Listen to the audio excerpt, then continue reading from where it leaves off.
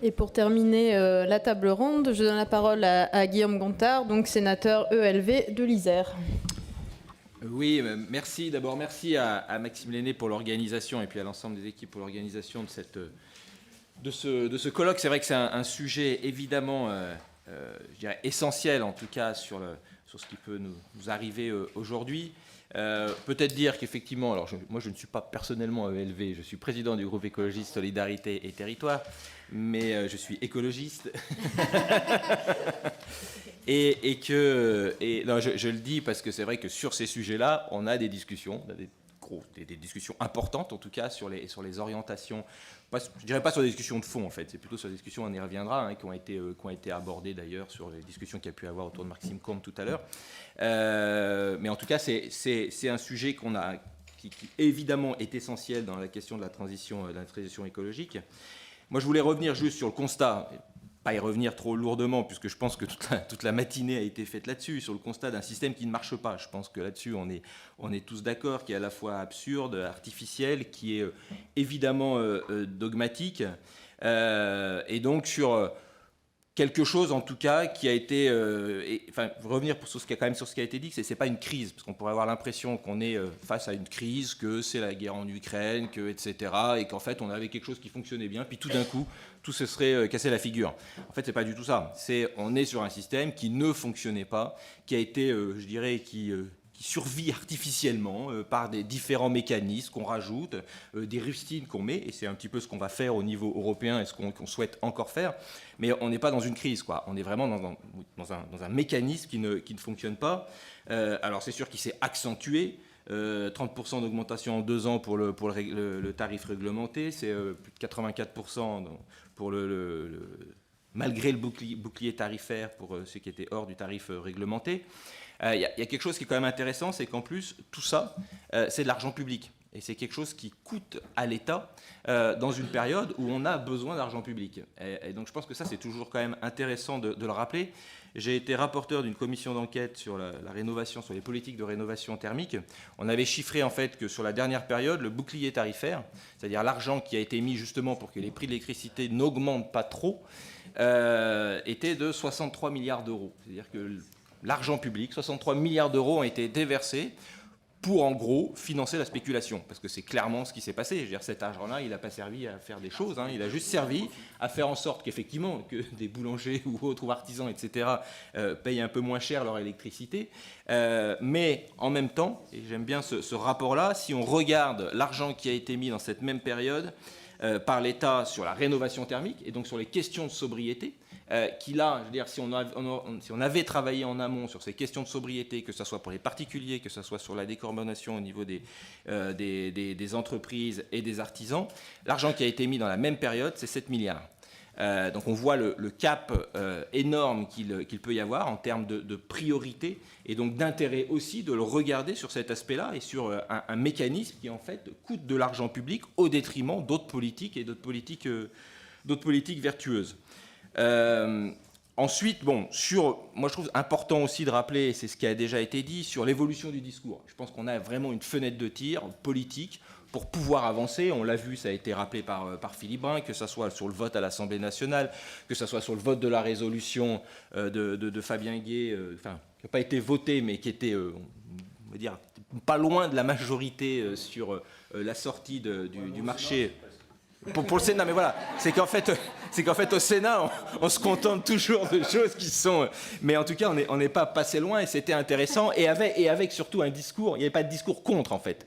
Et ça, c'est important. C'est-à-dire que dans le discours qui a été porté, même de la part des LR, et on a nommé Gérard Longuet, c'est quand même...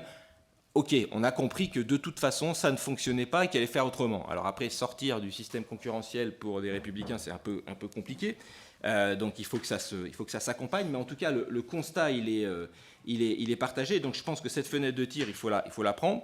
Je pense qu'il y a effectivement un piège avec ce qui est en train de se faire au niveau européen, puisque ce qui est proposé au niveau européen n'est absolument pas une solution en fait. Hein. C'est encore des rustines, c'est encore même complexifier le mécanisme et qui moi pour le coup m'inquiète parce que c'est vrai que sur ces marchés à long terme, on entendait EDF qui disait qu'en fait, c'était plutôt même un moyen pour eux de se refaire la cerise, en tout cas, de se financer et d'agir en fait comme une entreprise privée, mais donc avec des conséquences aussi sur le pilotage du réseau. Donc je pense que c'est même peut-être ça à renvoyer, parce que quand on nous dit que le blackout, etc., que si on sortait du marché, ça serait on arriverait vers ça, c'est peut-être l'inverse, quoi. C'est-à-dire que c'est ce qu'on est en train de mettre en place et les mécanismes qu'on est en train de mettre en place qui risquent d'avoir des véritables conséquences sur le pilotage du réseau.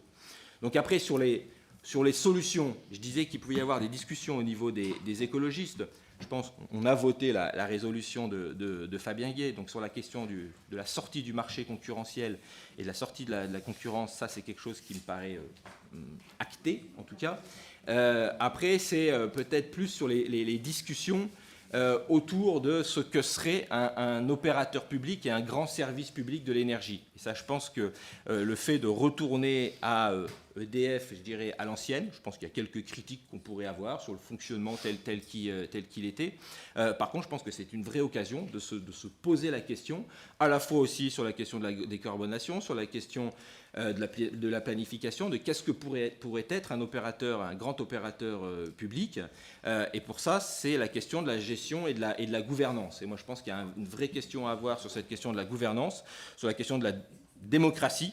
Je n'ai pas le temps d'y revenir, mais je pense que la question démocratique sur toute cette question énergétique, elle est particulièrement importante. Et sur ce grand service public de l'énergie, merci, sur ce grand service public de l'énergie, je pense qu'il y a un vrai lien à la fois sur une déclinaison locale. Je pense qu'on a besoin, puisque pour moi, les collectivités locales sont des acteurs majeurs sur la question à la fois de la production d'énergie, de la transition écologique, et donc on ne pourra pas faire sans. Sur la question des citoyens et de l'implication citoyenne, ce que disait Maxime Combe, je trouvais intéressant aussi, on a des centrales villageoises, on a des aspects comme ça qui sont effectivement très faibles en termes de production énergétique à l'échelle nationale, mais qui politiquement sont particulièrement importantes en termes à la fois d'acceptation, de savoir ce que c'est que de la production d'électricité et de comment ça peut se présenter. En tout cas, ce lien citoyen, pour moi, il est particulièrement important. Et puis, je l'ai dit aussi sur la question des collectivités. Donc, pour moi, là, il y a un vrai sujet politique sur... Oui, la sortie du marché de concurrentiel, et puis j'avais signé d'ailleurs la tribune de Anne, mais il y a encore, je trouve, une vraie discussion et de vrais échanges à avoir sur quel type en fait, d'opérateur public et de service public, et qu'est-ce qu'on peut inventer, comment on peut être innovant aussi autour de ce service public.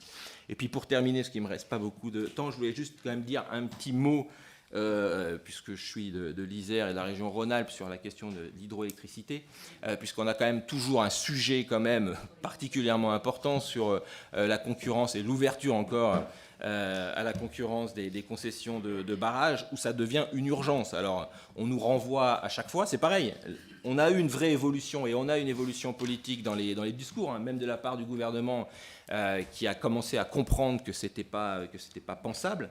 Mais pour l'instant, on est toujours au même point, et qu'on a quand même un tiers des concessions et 150 concessions qui sont arrivées à échéance, et sur lesquelles, du coup, arrivées à échéance, ça veut dire que comme elles n'ont pas de perspective, comme elles n'ont pas de visibilité, on n'a pas d'investissement, et ça, c'est une vraie problématique. Donc je pense que tout ça est complètement lié sur, encore une fois, cette création d'un véritable opérateur public, un grand service public de l'énergie. Merci.